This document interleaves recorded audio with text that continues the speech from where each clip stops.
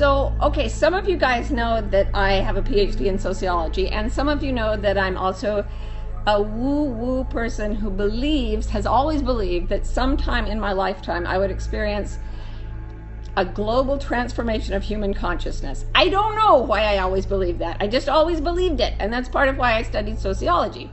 So what I am is somebody who has woo-woo ideas and tries to test them scientifically.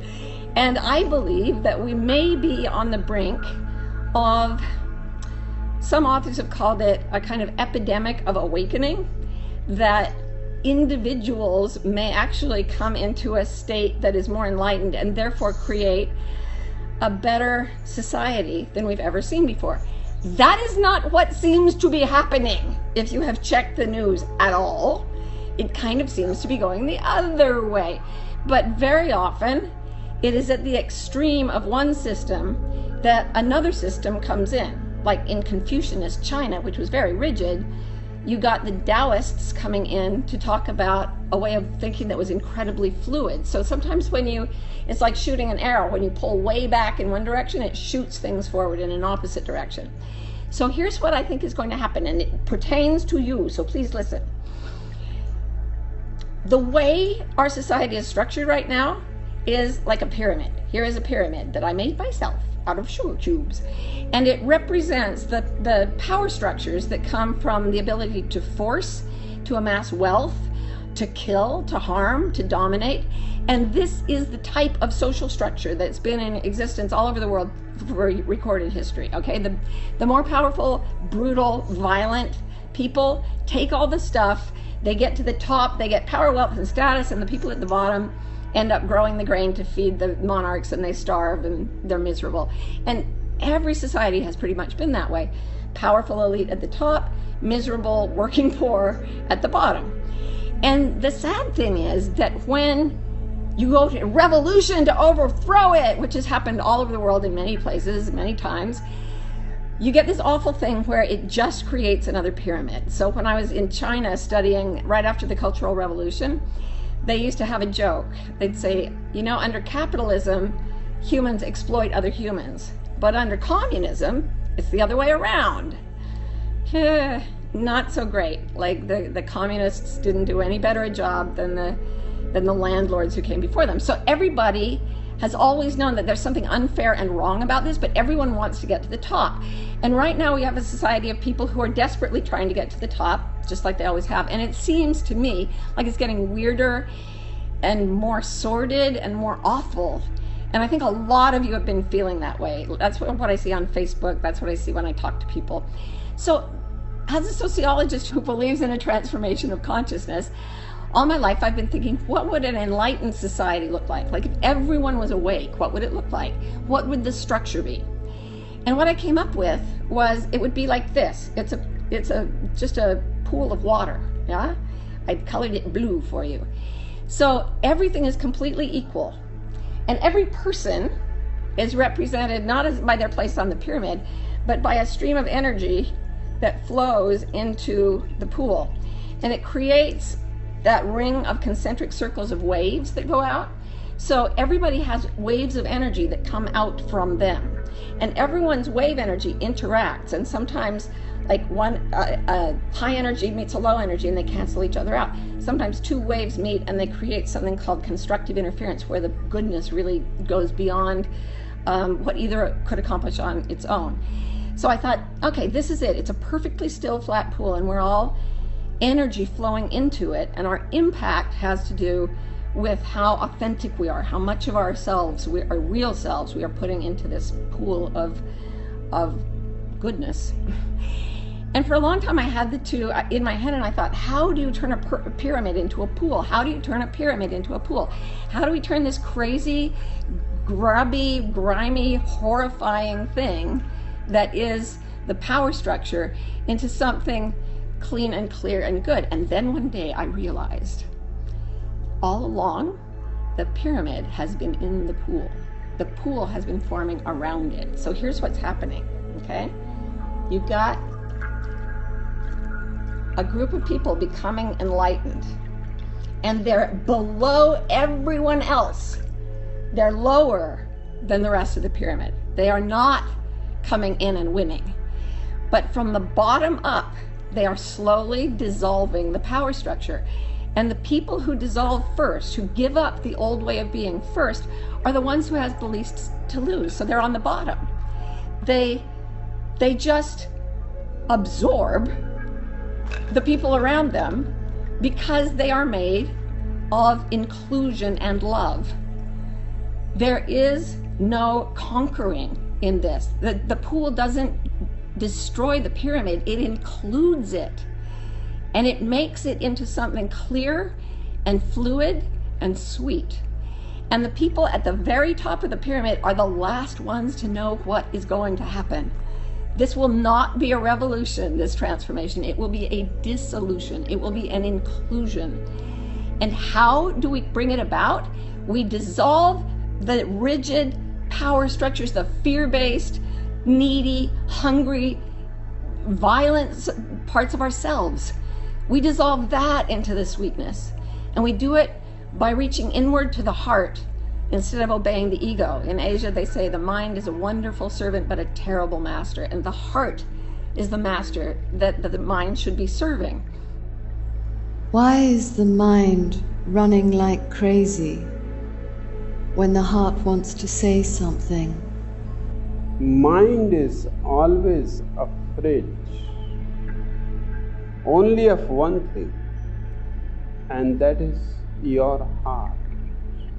Because mind is basically meant to be a servant, but he has managed to become the master.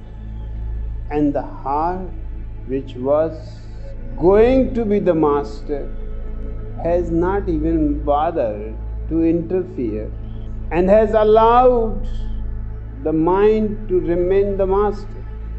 But the mind is aware that any moment the heart wants, his mastery is gone. So whenever the heart wants to say something, a fear arises in the mind.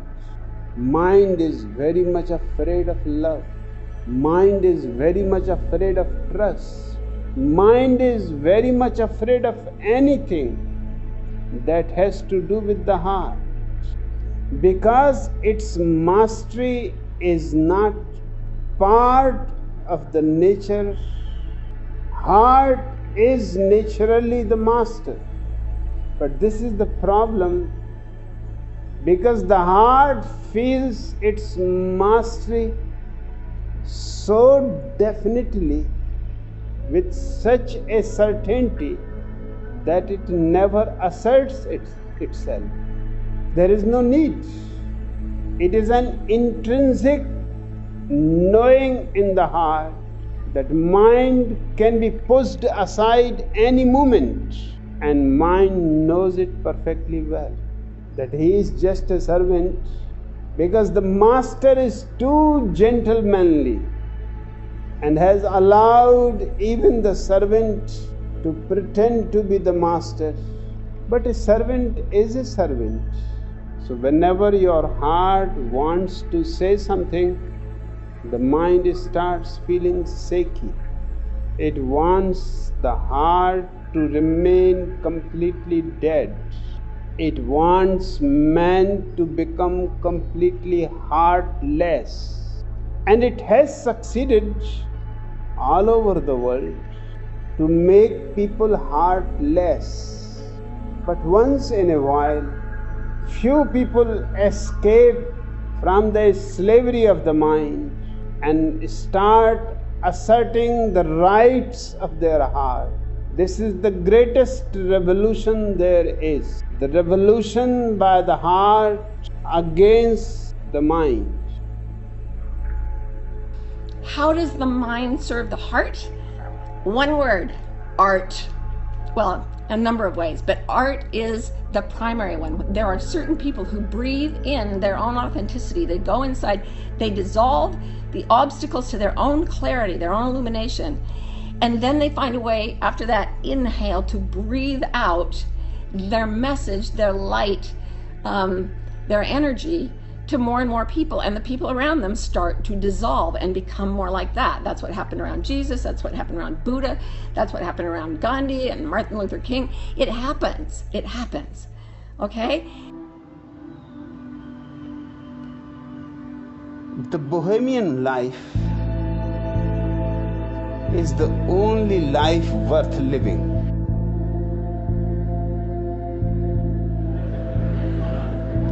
All other kinds of lives are only lukewarm.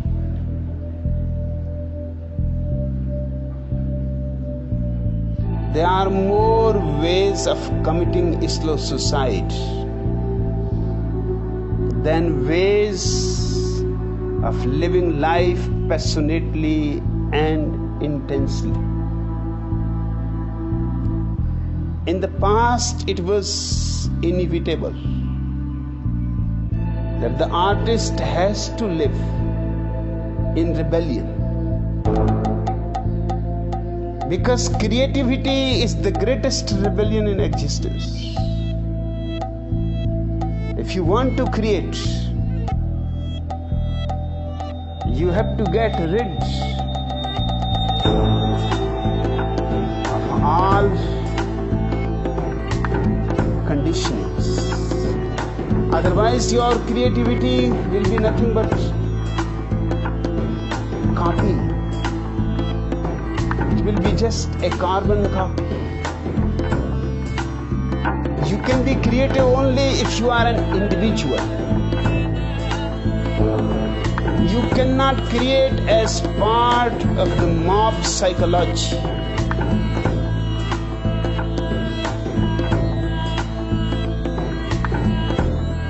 The mob psychology is uncreative. It lives a life of drag. It knows no dance, no song, no joy. It is mechanical. Of course, there are few things you will get from the society only if you are mechanical. Respectability you will get. Honors you will get. Universities will confer delegates on you. Countries will give you gold medals. You may become finally a Nobel laureate. But this whole thing is ugly. A real man of genius will discard all this nonsense, because this is bribery. Giving Nobel Prize to a person simply means your services to the establishment have been respected.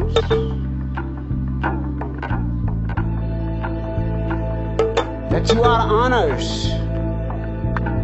because you have been a good slave, obedient.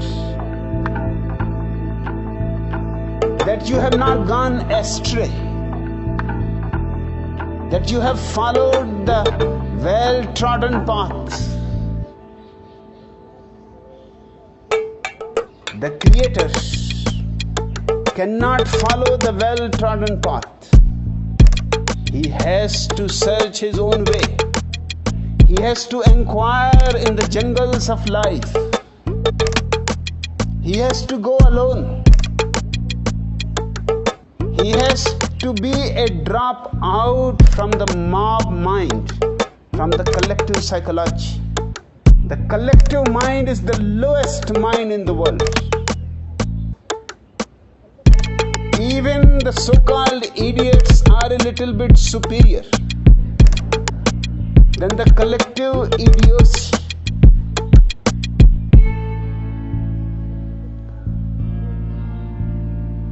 But the collectivity has its own bribes. It respects people, honors people. If they go on insisting that the way of the collective mind is the only right way. It was out of sheer necessity that in the past the creators of all kinds, the painters, the dancers, the musicians, the poets, the sculptors, had to renounce respectability. They had to live a kind of Bohemian life, the life of a vagabond.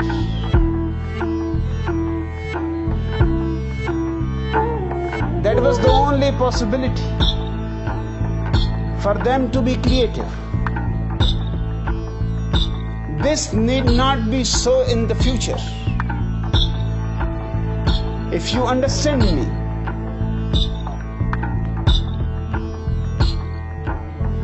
if you feel what I am saying has a truth in it,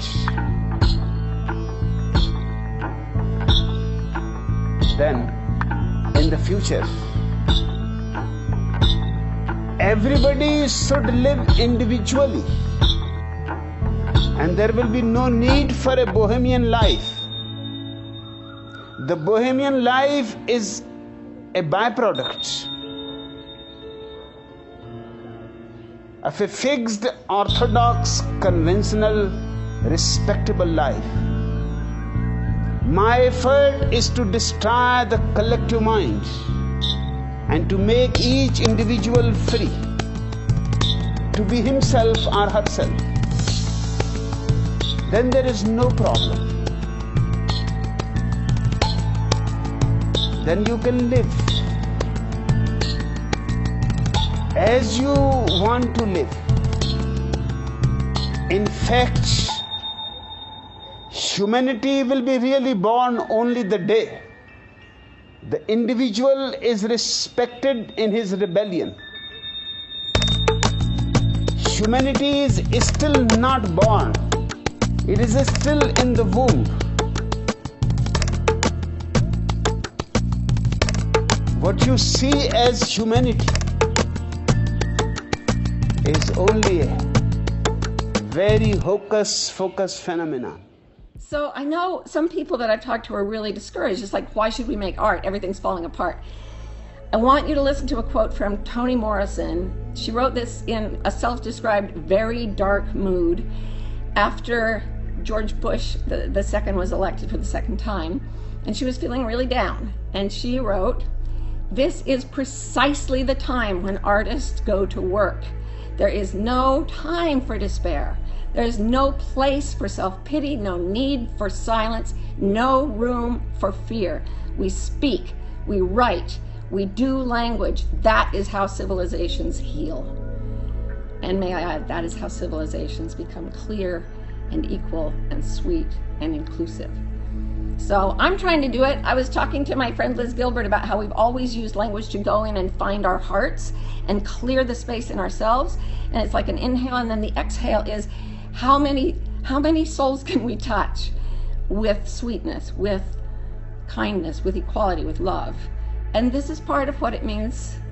This is all of what it means for me to change the world right now. This is what came to me. What's coming to you?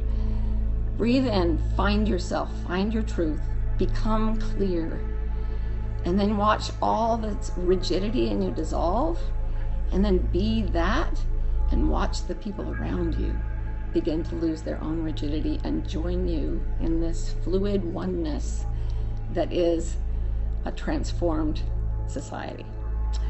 I hope this helps, and I'll see you on the internet.